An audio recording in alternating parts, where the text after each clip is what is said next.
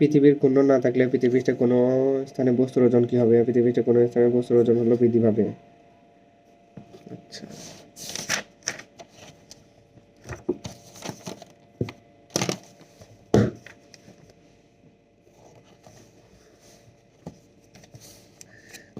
ভর ধ্রুব রেখে পৃথিবীর ব্যাসার্ধ দ্বিগুণ করা হলে কোনো বস্তুর ওজন কি হবে?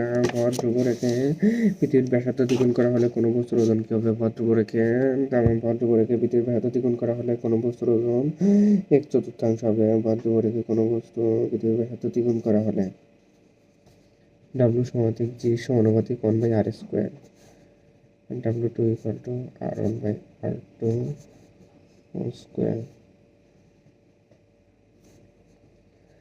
ব্যাসার্ধ দ্বিগুণ করা হলে হাফ 1/4 W1, 1/4 হবে।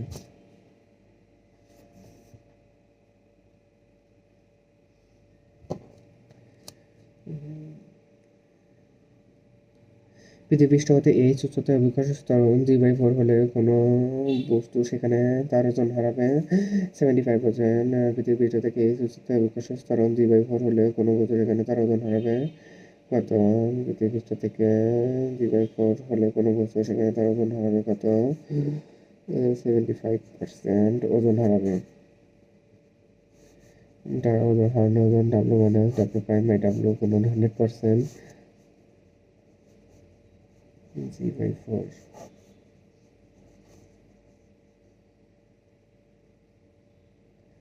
3/4 গুণ 100% বুঝুন 75%।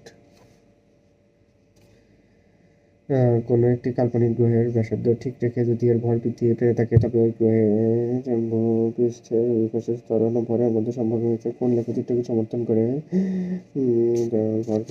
ব্যাসার্ধ ঠিক রেখে যদি ভর বৃদ্ধি পেতে থাকে তারা ত্বরণ ও ভরের মধ্যে সম্পর্ক জি সমানুপাতিক m y equal to mx। সেটা তো মূল বিন্দুগামী সরলরেখা হবে। তার নিরক্ষের জন্য জাতীয় স্থিতিসৌধের কৌণিক বেগ কত? তার নিরক্ষের ঘূর্ণনের জন্য জাতীয় স্থিতিসৌধের কৌণিক বেগ কত?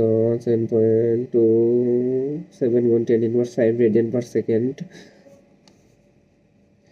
Omega equal twice pi by T. Omega equal to কি? Twice pi by T, twice pi by 86,400। Omega twice pi by 86,400, twice pi ভাগ 86,400। 7.27 10⁻⁵ রেডিয়ান পার সেকেন্ড।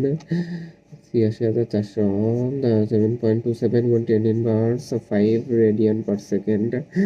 20 কেজি ভরের একটি ভালো 10 মিটার উঁচু একটি ব্রিজ থেকে নদীতে লাফ দিচ্ছে। তারপরে বাড়ি থেকে 5 মিটার উঁচুতে পৌঁছানোর পর তার ওজন কত হবে?